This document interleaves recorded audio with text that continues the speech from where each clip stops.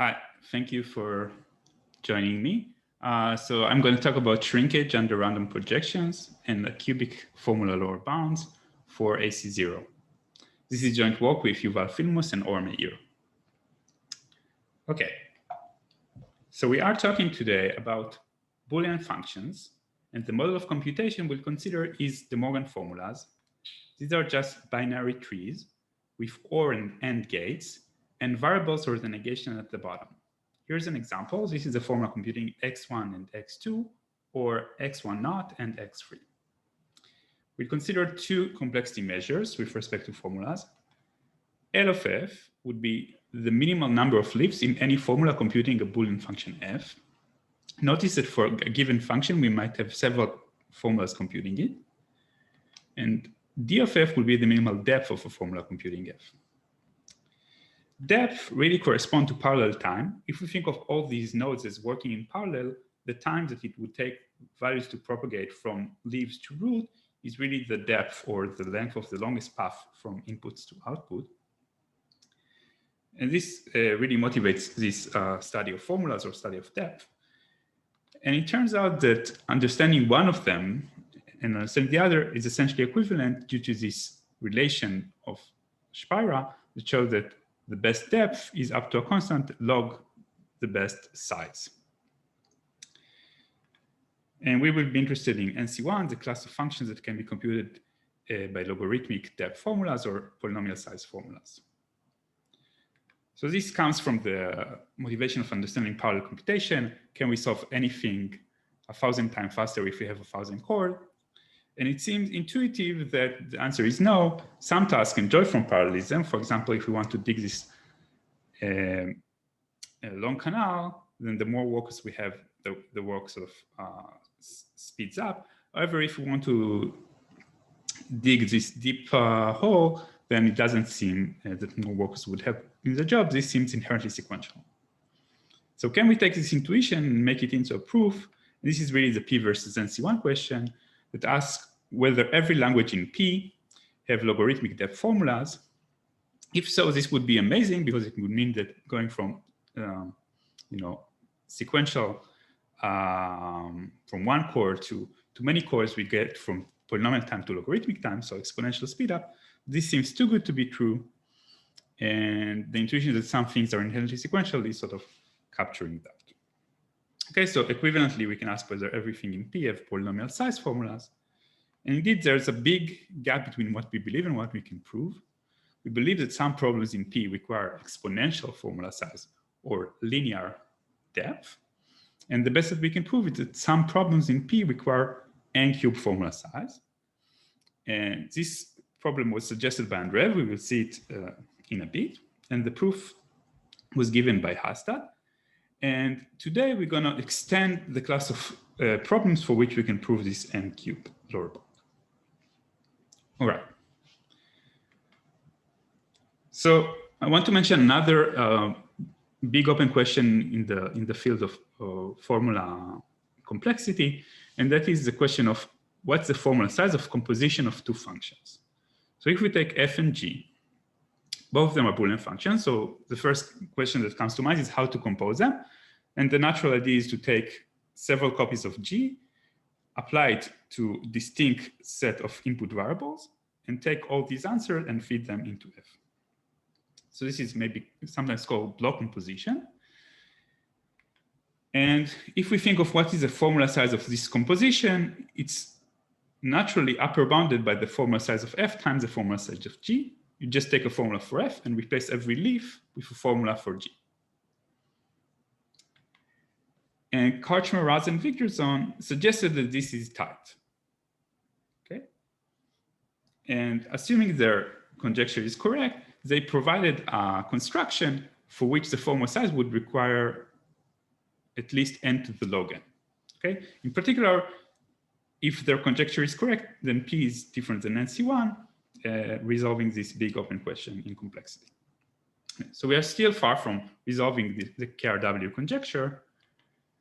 Let me mention a few special cases.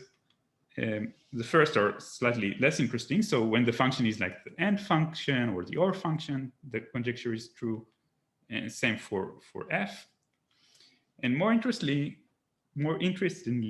when G is a party function, and the party function actually requires quadratic formula size, then the conjecture is still true, and this is a way to get the n-cube lower bound. All right, so I want to tell you more about the n-cube lower bound. The essential property that is used to prove this lower bound is the shrinkage of formulas under random restrictions. Let me first give you an example. Let's take this formula that we saw on the first slide. And let's now fix one of the variables to a constant. So I'm going to fix x1 to 0. This makes these two leaves a 0 and a 1. And now I can further simplify this formula because 0 and something is 0, and 1 and x3 is x3. So I can make this simplification, and then I can make even an additional simplification and get that after this fixing, the size decreased from 4 leaves to 1 leaf. So there is some kind of shrinkage going on. And this is not a coincidence. It turns out that any formula whatsoever that you take, if you fix most of its variables to 0, 1, then it shrinks by a factor of roughly n squared. On the other hand, Andreev showed that there exists an explicit function whose formula size after the restriction is at least n. And this means that the formula size before the restriction should have been at least n times n squared, which is n cubed. So in other words, in order to show that some tree is big, you show that it shrinks by a significant factor, and you show that it's not that small after the shrinkage. To be more concrete, let's see Andreev's construction. He actually took a composition of two functions. F0 is a very hard function, but on a very small domain. It's defined over log n bits, and it requires something like formula size of n. How would you get F0? Notice that the description of F0 requires only n bits of information, so you can get it as part of the input. Okay, so now you have F0 in your hand. You compose F0 with the party function over n over log n bits. And it turns out that in this case, the KRW conjecture works. And indeed, the formula size of the composition is roughly the product of the formula size of F0 and the formula size of party, which gives you the n cube. Another way to say is to say what happened under the random restriction. Every party function under the random restriction shrinks to roughly a constant number of variables. And therefore, we are left with roughly the complexity of F0. And this is another way to see the n cube lower bound. We are shrinking by a factor of roughly n squared, and we are of size at least the size of F0, which is n after the shrinkage. Okay. And now I want to talk about other lower bound techniques. So far we talked about the random restriction and shrinkage. This is denoted as a bottom-up technique in the sense that if we look at the formula as some top subformula composed with bottom subformulas, then after shrinkage, all these bottom subformulas become very, very small, maybe containing one leaf. And this is sort of a technique that works from the leaves up. There's another approach towards proving formula lower bounds known as the KW games, or Karchmer-Wigderson games. This is a reformulation of the question in the language of communication complexity. The KW game with respect to the function f is the following. Alice gets an input x such that f of x equals 1. Bob gets an input y such that f of y equals 0. Their goal is to find a coordinate I such that xi is different than yi. Indeed, any protocol for the KW game with respect to f corresponds with a formula for the function f. The depth of the formula corresponds to the communication cost, and the formula tree corresponds to the protocol tree. So there is really a one-to-one correspondence between these two objects. And if we are trying to prove that these trees are large or that they are deep, then this naturally comes down to showing that the communication problem requires a lot of bits of communication, and this is a top-down approach. You can think of it as if you're starting at the top of the tree and going down towards one of the leaves. Indeed, KW games have proved useful in the monotone setting, where they were used to prove a lot of lower bounds on the size of monotone De Morgan formulas. And they seem to be an also promising approach towards the KRW conjecture in general, establishing intermediate milestones. Moreover, recently, Dinur and Meir gave a top-down proof in the language of KW games for the n-cube lower bounds. So it seems that anything that we can prove in the bottom-up technique can be also proved using top-down techniques. And the question is, are top-down techniques superior to bottom-up techniques? This was the motivating question to our project. And we had a good candidate for demonstrating that. And the candidate is the following. Can we prove an n-cube lower bound for a function in AC0? Okay, so we want to prove a lower bound not only for some function in P, but for a function that can be actually computed by constant depth unbounded fanning circuits or AC0 circuits. And the reason why we believe that this is a good candidate is for the following two bullet points. The first one is that it seemed plausible that the techniques of Dinur and Meir can be extended to this regime. And the second point is that we were certain that random restriction techniques cannot prove the n-cube lower bound. And the reason for that is that, if you recall, in the proof overview that we showed, we said that one of the steps is to show that formula shrinks, and the other is to show that the function requires large formula size after the shrinkage. Well, if we take a function in AC0 and we apply a random restriction, then this function becomes a constant function with high probability. This is what's known as the switching lemma result. So we cannot really argue that the function is complicated after the random restriction, and therefore this seems to mean that random restriction techniques are inferior to top-down techniques. However, we were wrong. So it's true, if we apply simple random restriction techniques, we don't know how to make it work. But if you tailor-made your random restriction so that they would respect the structure of the function, the target function f, then you can actually make it work. And this is our main result. So we showed an n-cube lower bound for a function in AC0. And moreover, our techniques relied on random restriction, or more accurately, random projections. So let me first start with describing the construction. What is the function for which we showed the lower bound? So this is very similar to the function by Andreev. Recall that Andreev had some hard function f0 on log n bits composed with parity. We want to take the same idea, but to implement it using AC0 circuits. So f0 can be computed in AC0, that's not a problem, but parity cannot. So in order to do that, we replace parity with a function called surjectivity that was considered in the past as a function in AC0 that requires high quantum query complexity. And the definition of surjectivity is the following. You can think of it as a function over bits, but it's more convenient to think of it as a function taking 10m symbols in alphabet 1 up to m.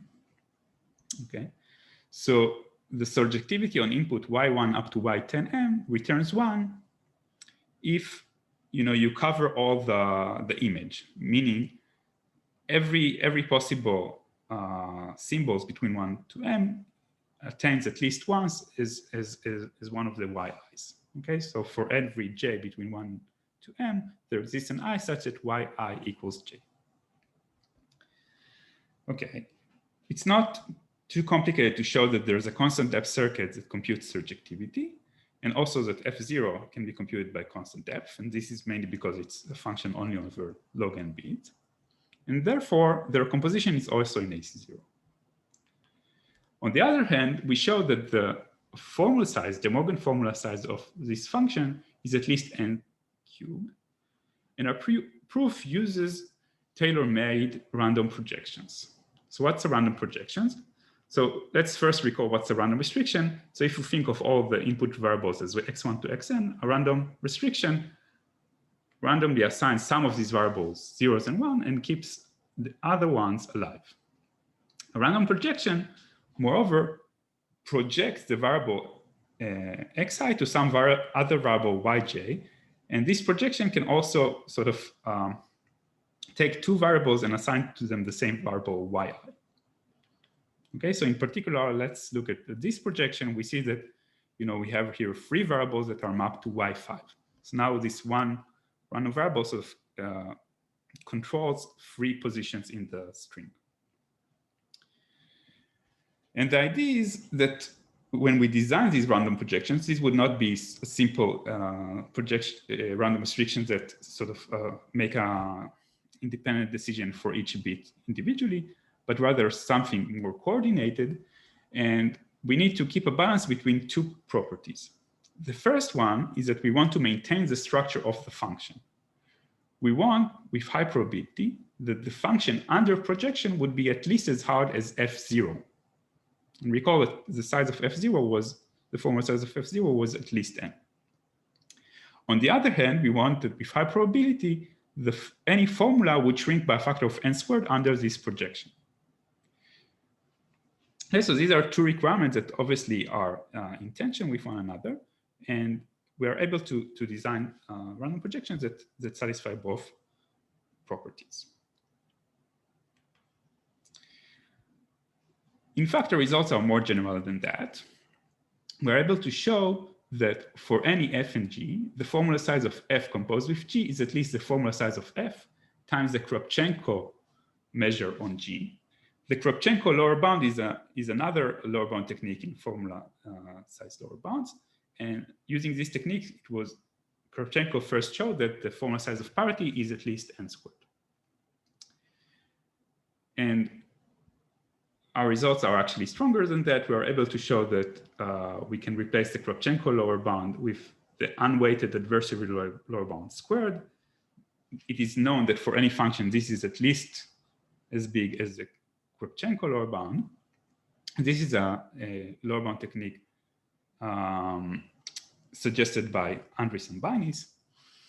And in particular, our proof shows that the KRW conjecture holds for any function g for which the formula size of g is up to constant, the adversary bound of g squared.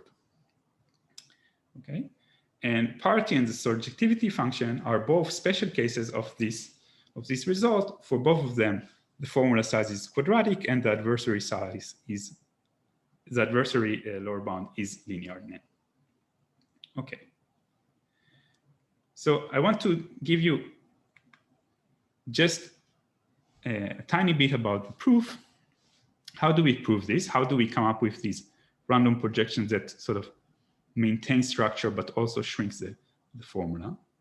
So the idea is as follows. So we start with this with a simple example, and then I'm going to talk about how we do the random restriction for f composed with g. So now let's just consider g. What is the Kropchenko measure of g? We are looking to maximize the following quantity. We are going over all possible subsets A of the ones of g and all subsets B of the zeros of g. And we are looking at all edges on the hypercube between the points in A and the points in B.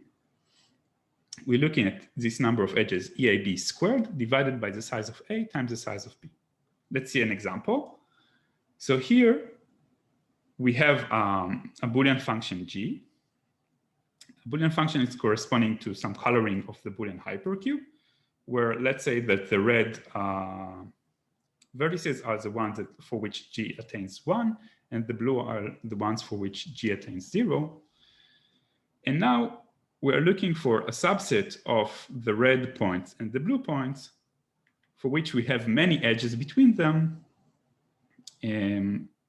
compared to their size. Okay, So in this case, we would have 6 edges where the size of A and the size of B equals 3, and we would have that the Kropchenko bound is 6 squared over 3 times 3, which is 4. Okay. And now the idea is that we want to get from this Kropchenko lower bound, we want to get some random restriction or random projection. What we're going to do, we're going to pick a random edge. This random edge would be one of these edges for which the function is sensitive on. So meaning this would be an edge between a red point and a blue point. And each such edge naturally defines a one-dimensional subcube, or in other words, a projection on which the function g is not constant. What is a projection? We are just looking at all points for which, in this case, for which the first coordinate is 1, the second coordinate is 0, and the third coordinate is alive. It can be either 0 or 1. Okay, and we can see that the function is not constant under this projection. More generally, we want to come up with some distribution that would respect the structure of F composed with G. Recall that F composed with G looks something like this. We have, let's say, F as m bits, and each one of them is a computation of G on k bits. So the idea is as follows. For each block of k bits, we're going to pick a random sensitive edge according to G. And this would define an m-dimensional subcube overall. So that's how we pick our random restrictions. And we show that when we take F composed with G under the restriction, this is equivalent to F. So this is actually not that hard to show. It's sort of by definition of, by design of the distribution of restrictions. The harder part is our main lemma, showing that every formula shrinks by a factor of Kropchenko of G under such a restriction. And this follows Hastad proof of the shrinkage result.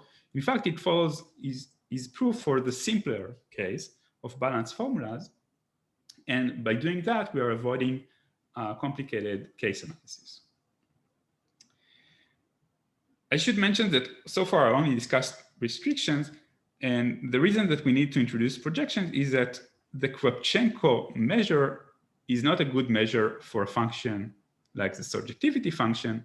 So we need to use the tools such as projection to address this point. And for more details, I would refer you to the paper or maybe catch me later for a Q&A. So thank you for watching, and I'll be happy to answer questions via email. Feel free to send me a note. Bye.